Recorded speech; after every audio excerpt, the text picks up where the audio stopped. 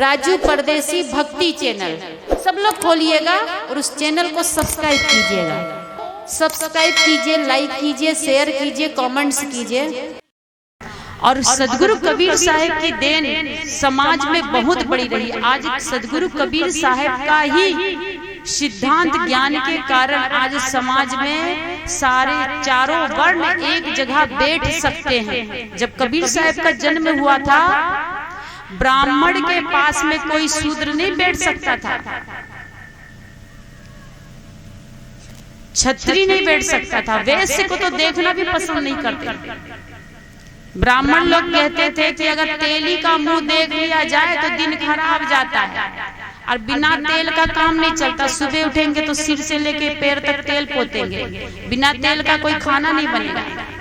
तेली का तेल पसंद, पर तेली पसंद नहीं।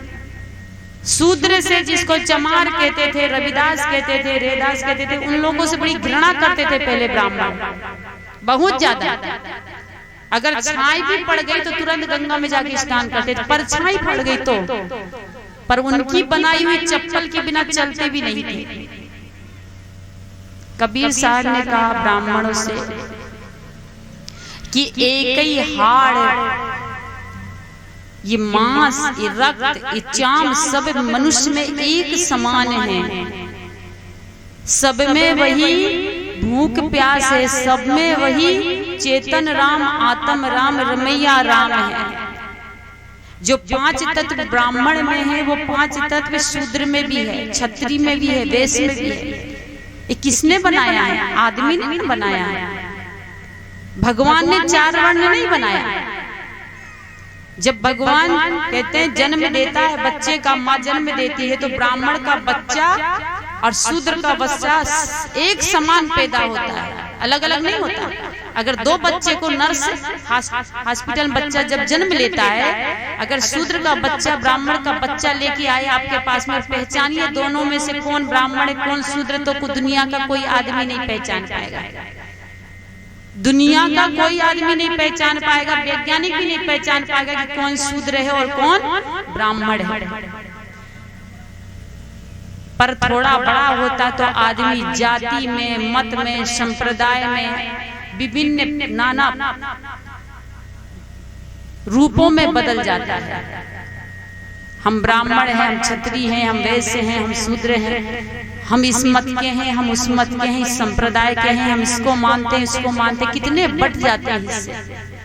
कबीर साहब ने मानव समाज को एक मत करने का काम किया कि मानव जाति एक जाति है, कोई ऊंचा नीचा नहीं। कर्म से आदमी महान बनता है और कर्म से आदमी छोटा बनता है। रविदास महाराज शूद्र के घर में जन्म लिए, मोची के घर में जूता सिलने का काम करते थे, पर कर्म इतना महान किए कि लोग रविदास महाराज की जयंती मनाते हैं। रावण ब्राह्मण कुल में जन्म लिया, पर कर्म खराब किया तो आज उसका जयंती कहीं नहीं मनाया जाता, उसका पुतला जलाया जाता है। इसलिए जात से कोई महान नहीं होता, कर्म से आदमी महान होता है।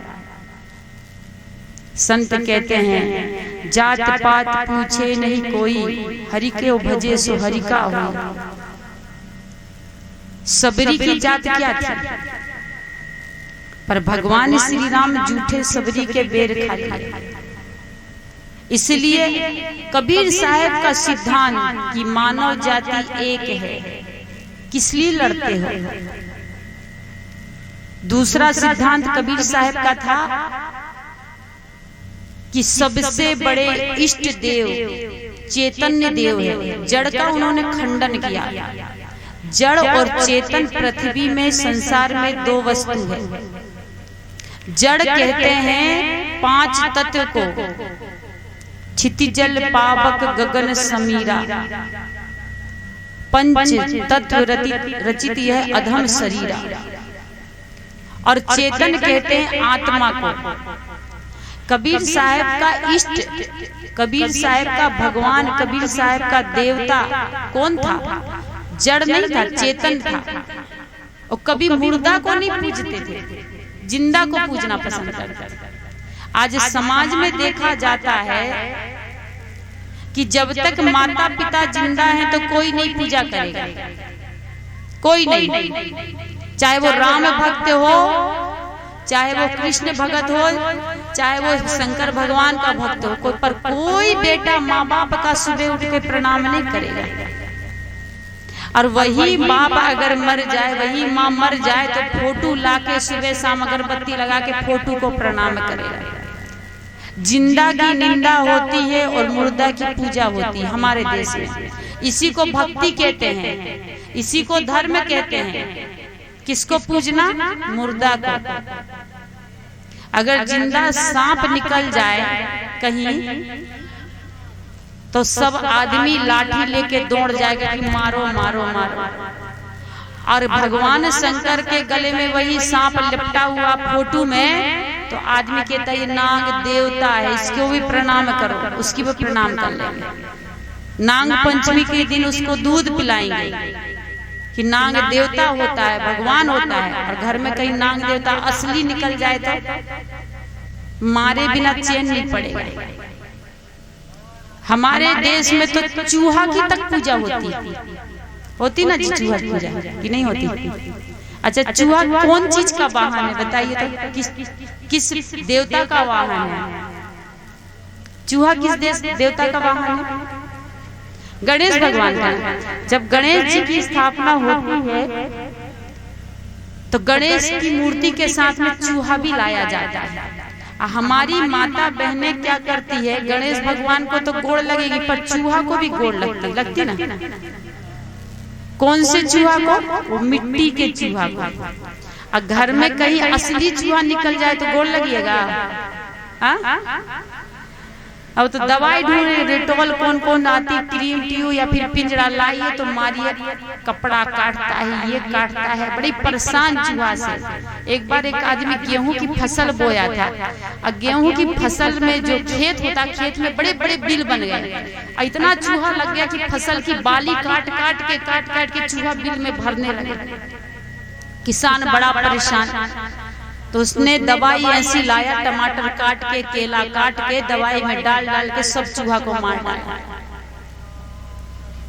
जब मिट्टी का चूहा आता है तो सब प्रणाम करते हैं, लड्डू चढ़ाते हैं। गणेश भगवान को चढ़ाएंगे तो चूहा को भी, गणेश भगवान को चंदन लगाएंगे चूहा को भी चंदन लगाएंगे।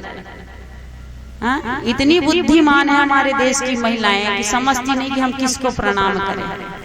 चूहा को प्रणाम कर लेंगे, बिल्ली को कर लेंगे, कुत्ता को कर लेंगे, नीम को कर लेंगे, पीपल को कर लेंगे, केला को कर लेंगे। और इतना तक है कि बांस के खुट्टा में अरबा चावल पोत के, सिंदूर पोत के उसको भी प्रणाम कर लेंगे। लेकिन कहेंगे सास ससुर को प्रणाम कर लो, तो ये सास ससुर को भगवान है कि?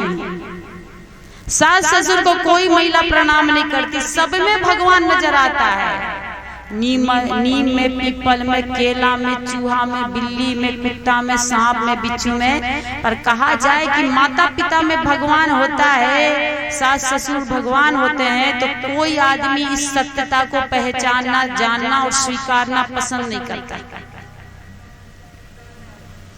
और सत्य प्रवचन सिर्फ आपको एक ही मत में मिलेगा, वो है कबीर मत। भारत देश में मत इतने चल रहे कि कह नहीं सकते, पर 100% अगर सत्य बोलने वाला कोई मत है संसार में आज भी तो वो है कबीर मत, जहां एक रत्ती भी झूठ नहीं बोला जाता।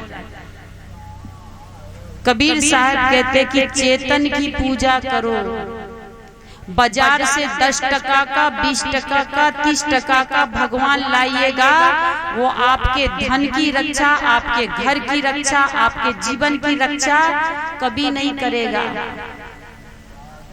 गुसाई घर में भरा रहेगा, बैठा रहेगा, चोर घुसेगा, सामान लेके भाग जाएगा। और 33 कोटि देवता आपके गुसाई घर में भरे हुए हैं, सब टुकुर टुकुर देखते रह जाएंगे। कभी कभी तो बेचारे भगवान ही चोरी हो जाते हैं ना।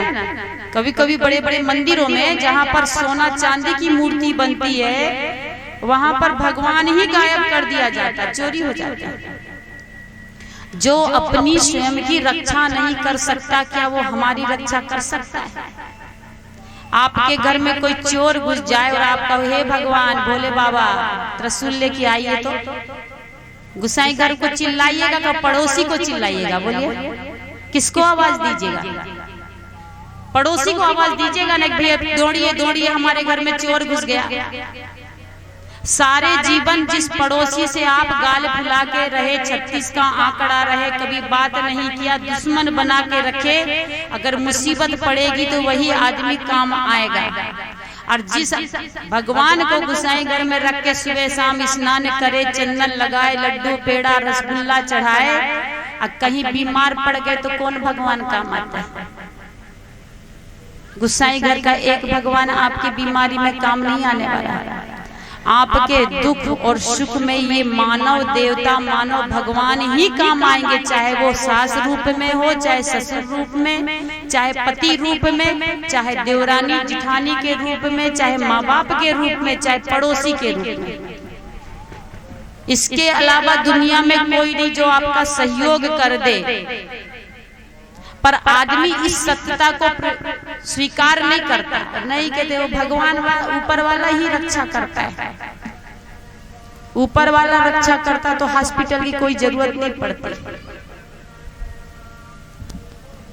सदगुरु कबीर साहब ने कहा कि चेतन राम को मानिए, आत्म राम को मानिए, सबसे बड़े देवी देवता माता और पिता। कबीर साहब ने तो बाद में कहा, सबसे पहले हिंदू धर्म का सनातन ग्रंथ बना ऋग्वेद।